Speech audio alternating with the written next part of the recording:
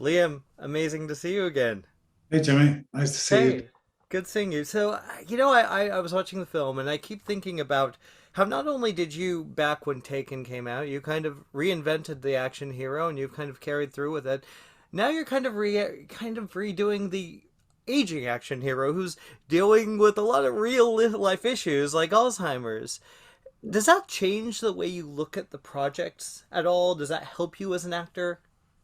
Yeah, I think it does. I mean, it's I look. I turned 70 in June. For God's sake, I do not want to pretend I'm 35, even 40, even 50. Um, so, I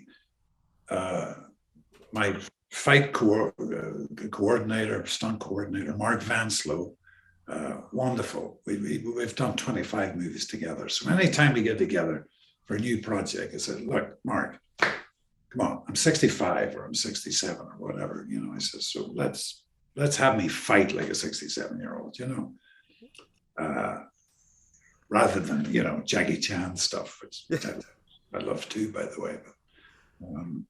So yeah, I'm very conscious of my age, and I don't want to con an audience that I'm 40, 50. Yeah, yeah. Well, it's also a tricky business too because once you become successful in something like you did, that's where people want to put you all the time. Yes, I know what you mean. Yeah, has it been an interest in like past few years you've kind of stretched your legs, you've gone into some romantic film. Is it going into this kind of new part of your career? What do you look for now that things have changed a little bit, that you're embracing your age? Um, well, I am embracing my age. I want to, Hmm. and uh, there's a couple of scripts. I'll not go into details about it, but I've read recently. I thought, oh gosh, that's interesting. Hmm. This is about a um, has been fighter, a has been this or a has been that, and it's like I think, yeah, I've got enough experience to invest in that. You know what I mean, and make it real. Um, if that makes any sense at all, No. but occasionally they will send me an action script, and I they sent me one a few weeks ago with Jackie Chan, and I love Jackie Chan, but the script was like you'd have to be an athlete, age 23 or 24, to do all the fight sequences on this thing. I mean, it was like, no, there's no way. There's no way. And as much as I wanted to, I thought, no, this is a big con. Uh, but I For guess some to, you Somehow know, I think you'd make it believable though. Honestly, somehow you would make it believable. like one of the scenes had a fight in a fast going fire brigade truck with the ladder extended out the back. And myself and Jackie are fighting two bad guys at the end of this ladder. I'm just going around corners and stuff. I mean, it's like, oh, come on. You know? Come on, Liam. You do that on any day that ends with a Y. Come on, you know you do that. No, I'm gonna jump back into memory. This is an interesting take on and what was your relationship with the original film? Did you see it? Did you? What were your thoughts on it? They, the producer sent me the Belgian film, which I thought was wonderful. I had a couple of issues with how it was directed, but that's neither here nor there. I thought it was terrific. Hmm.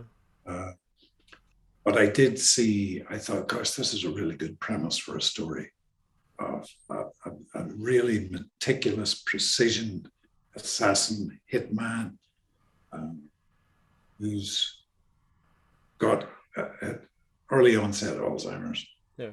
Uh, so uh, there's a moral ambiguity that's no longer black and white. It's very much shades of gray, and he's knows he's coming near the end of his life, and he wants to redeem himself in some way, and has discovered because of this job he's been offered to take out these two people that there's a child prostitution uh, ring going on, child smuggling and stuff, and so that puts him on a Arthurian quest, I think, to right a very horrible wrong. What was it like working I find with that him? very appealing. I just find the character very appealing. Yeah, no, it is a really good character for you, and I think it makes sense where you're at in your career. That's this kind of character. You've done these amazing films that everything from Star Wars to Taken, yet you're playing a very flawed, a very vulnerable character who's trying to survive that one last job. What was it? How was it working with Martin Campbell and finding the balance of creating a believable action story within this? Martin was, I loved working with Martin. I became very much aware of Martin when I was living in London, early 1980s.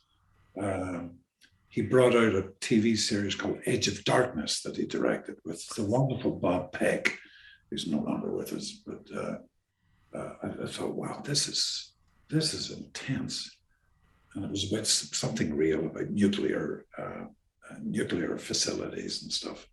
And I remember seeing his name, Martin Campbell. I got to remember that name. This guy's the real deal.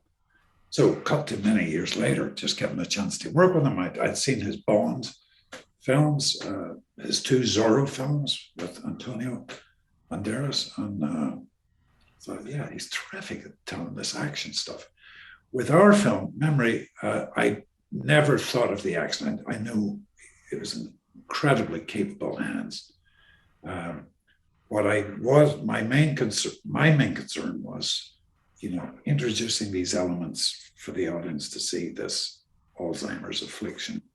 And I depended very much on Martin to be able to say to me, Liam, that's too much, pull it back a bit, or give me a little bit more of this, or this little tremor, cut that by 60%. You know what I mean? So we had a good relationship, and I trusted him. And hopefully those little subtleties of the onset of the Alzheimer's comes across and doesn't interfere terribly with the thrust of the story, No, I don't think it did at all. I think it's actually, you're right. It's tricky because it's a serious subject that people deal with on a daily basis, and it could become a little fake putting it on screen in an action movie. Yeah. But did you talk to anybody? Did you go do any research besides that? I watched about 3 quite traumatic documentaries on it. I read a couple of books on it. I do have a friend in Ireland who's suffering from dementia at the minute. And that's upsetting to see because I know him. Yeah. But it's also the active part of my brain was like, oh, that's interesting. Oh, look what he did there when he couldn't remember his own living room. Just the active part of my brain just couldn't help but make note of those things. You know what I mean? I feel a bit guilty. I just couldn't help it, my feeling for him, of course, because he's a friend, but also thinking, shit, that's interesting, what he did there, coming into his own living room and just not recognizing it, So anyway, I tried to use little bits of that in the telling in this character, Alex Lewis. Well, I think as an actor, you can't avoid being influenced by the world around you, whether it's someone you know, even if it's something personal especially if it's something personal like that. I think you can't avoid it, right? You can't. Well, honestly, Liam, it's always really nice to talk to you, and I really wish you the best of luck with this film. It's always a marvelous performance. You're always just such a pleasure to talk to, man. You too. Thanks, man. I appreciate it. Cheers, man. We'll see you next time. Buddy, you bet. We all have to die. What's important is what you do before you go.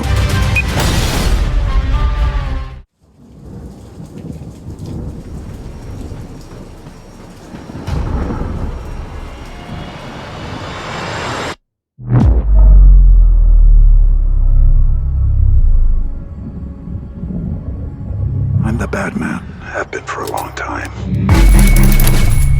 That's 3 people likely killed with the same weapon. What's that? Found them on the floor. Your shooter's losing his mind. Anything else I can do for you? The room number again? It's on the key holder. The retainer for your services is $10 million. No.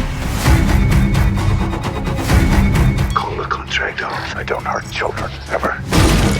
Listen to me very carefully. The girl stays alive. You're answerable to me.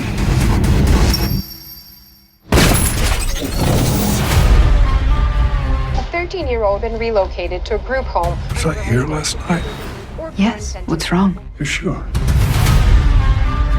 Hugo thinks he's a pro settling scores. Trafficking, Vincent Sierra. I can't keep doing your job for you. Who is this? You're too slow to make them pay. What they did to children, they're not doing anything about it. He's taking out the traffickers that we couldn't. He's interfering with an international investigation.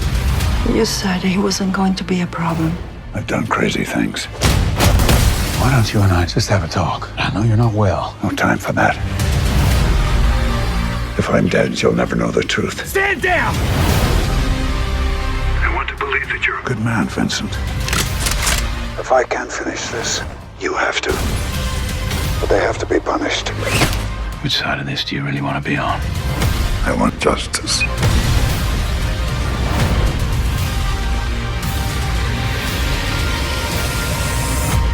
We all have to die. What's important is what you do before you go.